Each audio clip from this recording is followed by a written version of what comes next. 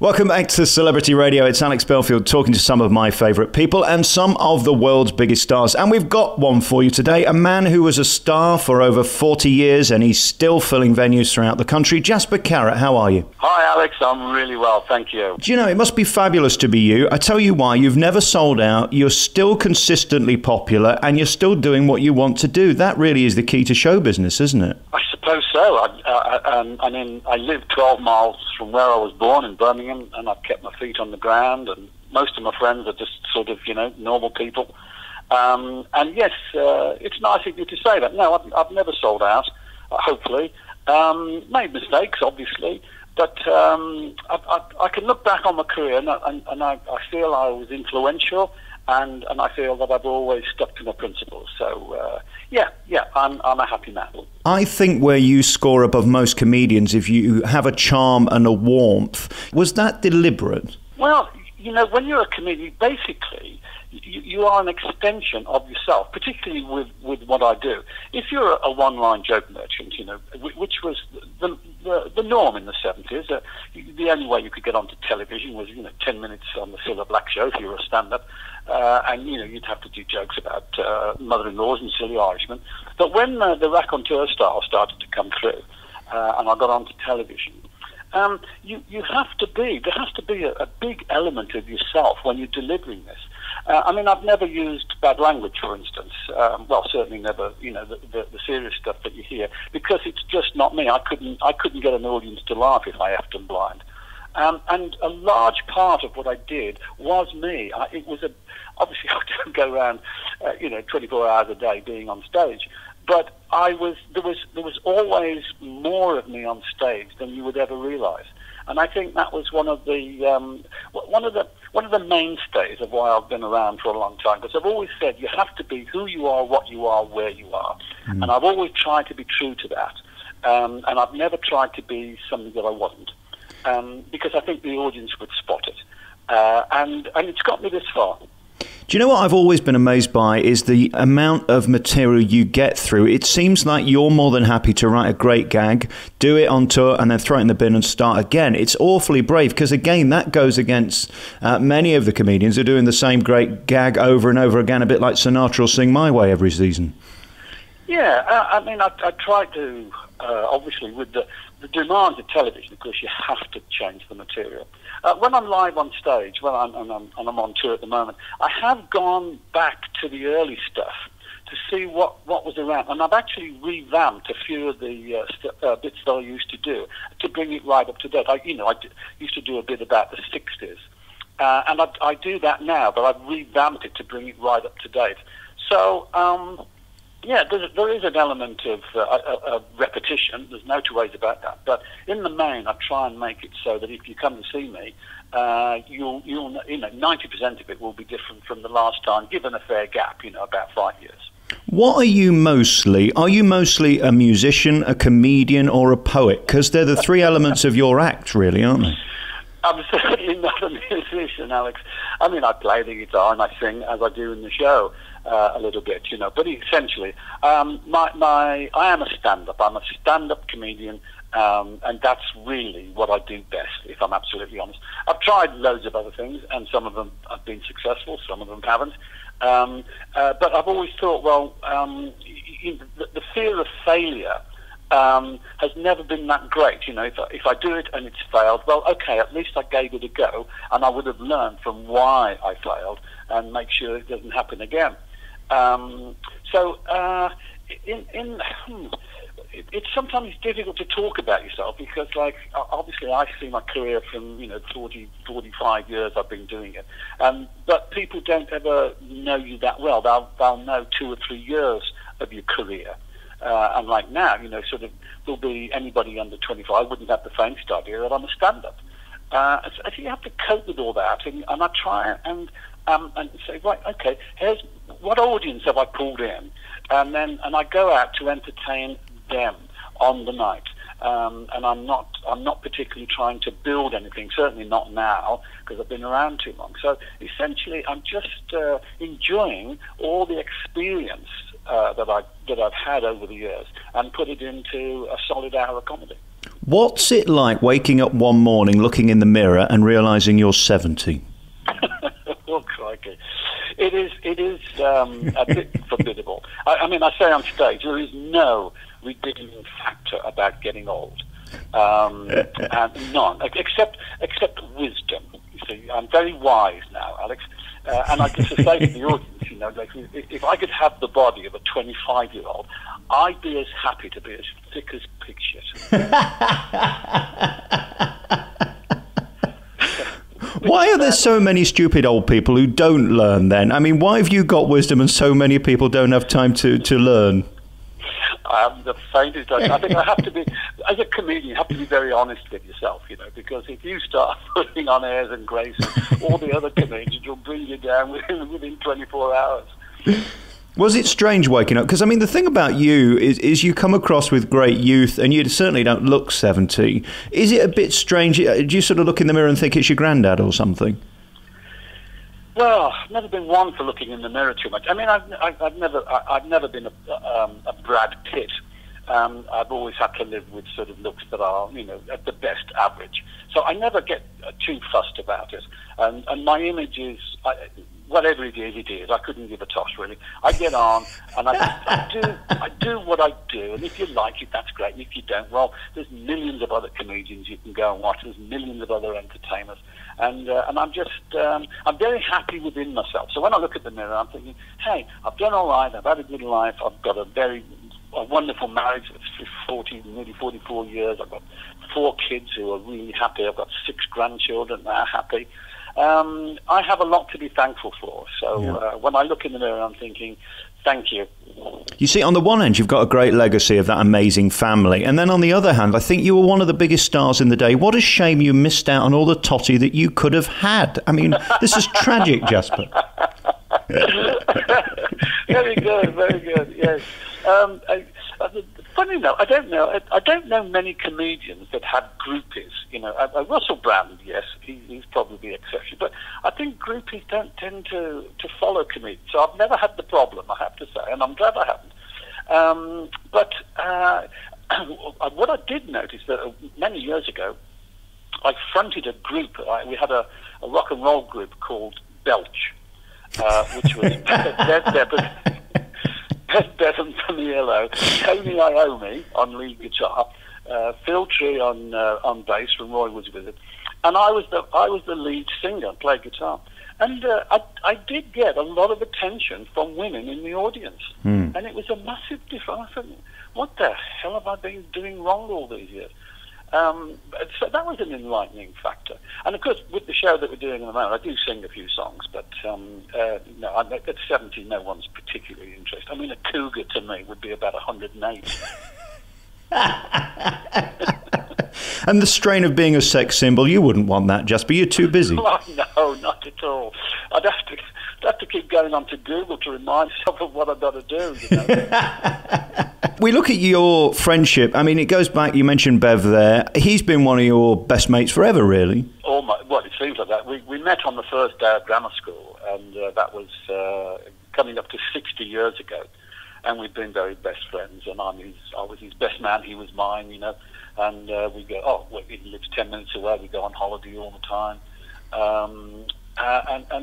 He was he was an influence in the early days. In the fact that I thought, blimey, yes, that's a great job, you know, when you don't have to get up in the morning. And I sort of fell into comedy through music, because I wasn't very good musician or, you know, very good singer, thank God. So I had to rely upon funny songs and funny chaps. I always wanted to be like Bev, really. Like, oh yeah, that's a great job. And then obviously when I became successful, we were, you know, it was great because we could learn off each other, really. Yeah. And it's been a terrific friendship. It really has. And he's not the only one of 60 years. There's about 5 or 6 of us that met at grammar school, and we still see each other to this day. You know, going on holiday and stuff. And my local school, the grammar school, put a plaque on the wall. Oh. Jasper Carrott, sort of, you know, was miserable here, sort of thing. And there were all 5 of us. And the headline was 300 years of friendship. So that's another thing I'm very grateful for. It's great, isn't it, that you've made it to this point in your career and you're still sane. You've never been locked up as far as I'm aware. Well, it's certainly not on Google. You've got these great friends, you've got the family, and you're still filling theatres. You are living the showbiz dream. You do realise that there aren't many people who come through the business unscathed. I suppose you're right, yes. I mean, obviously, life is full of ups and downs. I mean, my daughter is in the business, and I never had any compunction about encouraging her to be an actress, because I said the highs are fantastic, but the lows can be pretty dreadful, and you need to have a lot of support around you to get you through the lows, because it's easy living on a high. And the problem is that once you've been on a few of those highs and you're not getting them, how do you get them? And I suppose the easy way is drugs and alcohol, but fortunately I've never had to go down that route, you know. So yes, it's as I say, highs are high, fantastic, but the lows can be pretty depressing.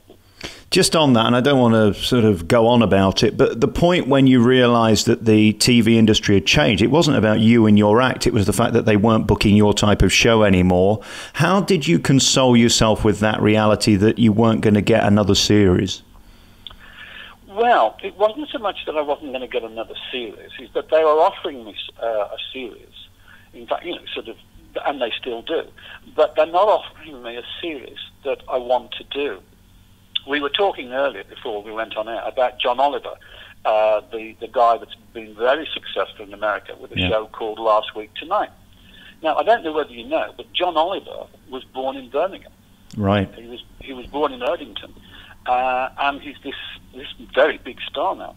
And he's doing a show that I pitched to the BBC about 3 years ago, but nobody at the BBC understood what I was trying to do, because they only ever saw me, really, as sort of getting on TV before 9 o'clock on a Saturday, and I really didn't want to do that. So it's my decision not to do TV. And to be fair, Alex, I've been on TV for 40 years. It's time they have fresh people and new people, and I don't want to get in the way. And it's not a downer, because I've done everything I've ever wanted to do. So, as I said earlier, you know, I've had a fantastic career. I'm not greedy, and I'm having the time of my life at the moment, just being on the road with no pressure. I'm below the parapet, so there's no spotlight. So nobody's worried about, you know, if I make a mistake, or, you know, if I don't turn up or something like that. It's wonderful just being back on the road with my mates. And doing the show is just so successful, it's unbelievable. But we are doing small venues, because I've done the 5,000 seaters and the 10,000 seaters, yes, all very well. But essentially, people are paying 25 quid to come and watch you on television. Because when you're in a 5,000 seater, 10,000 seater, you're like an ant on the stage, so everybody's watching the screens. And when you're a stand-up, somehow or other, it takes something away from the performance. And what I've rediscovered is that by playing small venues, you know, the 1,000-seaters, the 1,500-seaters, it's fantastic, because you're back eyeball to eyeball with your audience, and that sort of fear, that intensity on stage is terrific to relive, because you can run anywhere you like on stage, but you can't hide. And it's wonderful having all that.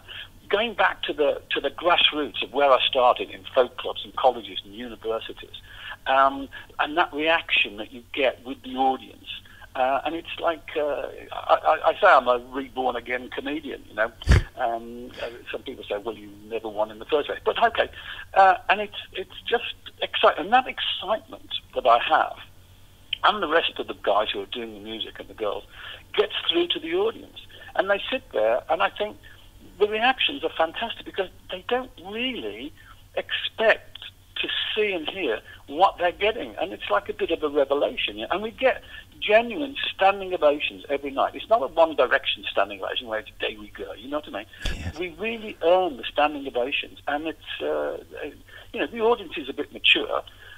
In fact, we always say that, like, you know, we get 100% standing ovations every night if 100% of the audience could stand.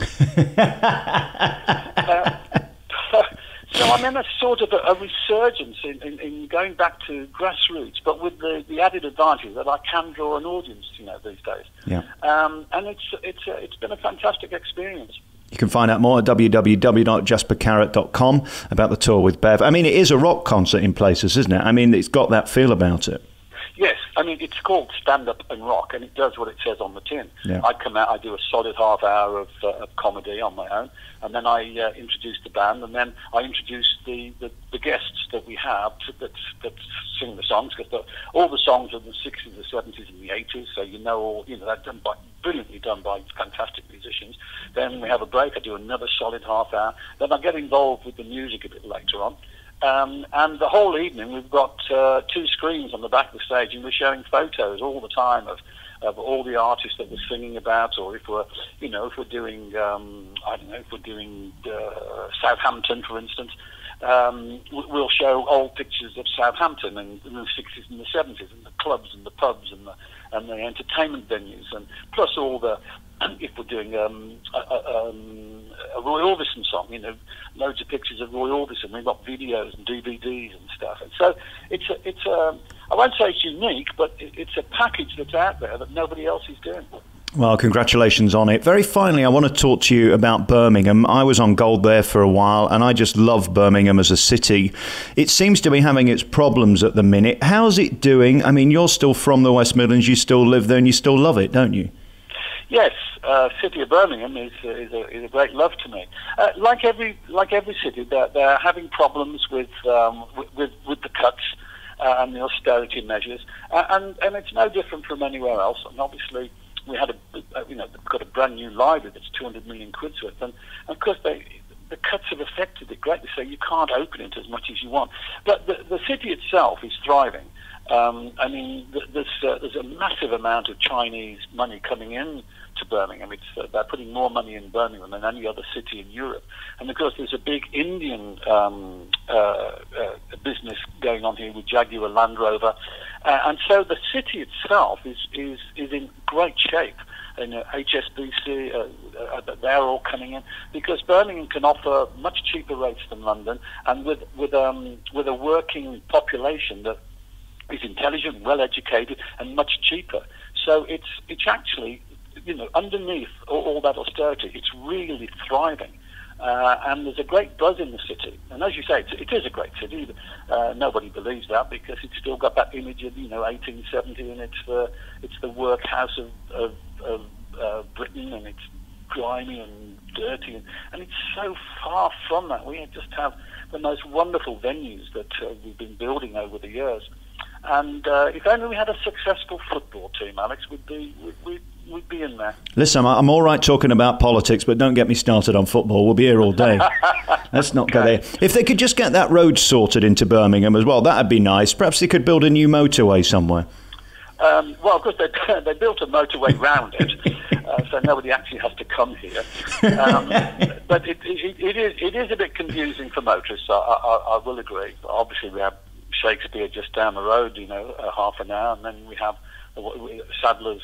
We have the Birmingham Royal Ballet, and the wonderful NIA, and the Symphony Hall is magnificent. As you say, I mean, we can put on anything up here, but London has always had that sort of, appeal, hasn't it?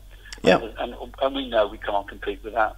But at the same time, a lot of people who come, particularly to football clubs, to universities and colleges, when they end their careers or finish their studies, they come and live in Birmingham because it's just a great place to live. Listen, I've loved talking to you. Thank you so much for your time. Jasper Carrott's on tour.